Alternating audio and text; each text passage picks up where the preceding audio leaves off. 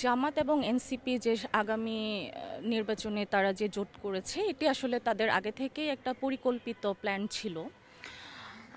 জামাত সবসময় এনসিপিকে আসলে তাদের বি টিম হিসেবে আসলে তারা ব্যবহার করেছে।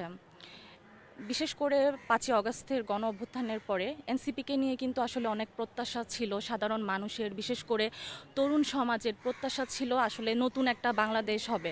কিন্তু আমরা কি দেখেছি ৫ই অগাস্টের পরে এনসিপির বিভিন্ন নেতারা বিভিন্ন অপকর্মে কিন্তু তারা জড়িয়ে পড়েছে। যেই ছেলের ৫ অগাস্টের আগে মানে একটা ভালো শার্ট পরার ক্ষমতা ছিল না, তারা তারা বিভিন্ন বিশেষ করে ৫ই অগাস্টের পরে তারা আসলে দামি গাড়িতে চড়ে। তাদের এক ধরনের আর্থিক যে উত্থান হয়েছে এটা আসলে সাধারণ মানুষের আসলে এই বিষয়গুলো তারা খুবই ব্যতীত হয়েছে।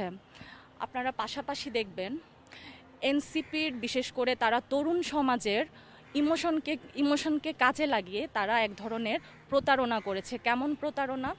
তারা তরুণ সমাজকে এক ধরনের আশা দেখিয়েছে নতুন বাংলাদেশের, কিন্তু তারা যখন স্বাধীনতা বিরোধীদের সাথে জোট করে শুধুমাত্র ক্ষমতায় যাওয়ার জন্য নির্বাচন করতে চায়, তখন আসলেই নতুন প্রজন্ম একরাশ হতাশ ছাড়া আসলে কোনো কিছুই আসলে তারা প্রত্যাশা রাখে না। আমি আরেকটা বিষয় বলে রাখছি, এনসিপির বিশেষ করে তারা সবসময় কিন্তু ৫ই অগস্টের পরে সবসময় ক্ষমতার কাছাকাছি থাকতে চেয়েছে। তারা আসলে কারণ হচ্ছে নাহিদ কিন্তু সে বলেছে যে সে যদি আগামী ২ টার্মের ভেতরে যদি সে প্রধানমন্ত্রী হতে না পারে তাহলে সে আর রাজনীতি করবে না।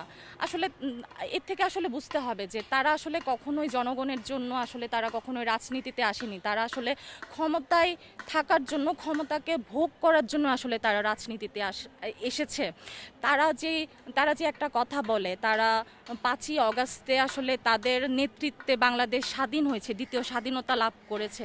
তারা যদি সত্যিকার অর্থে যদি এই কথাগুলোকে ধারণ করত, তারা কখনোই ৭১-এ যারা স্বাধীনতা বিরোধী ছিল তাদের সাথে কখনোই জোট করতো না।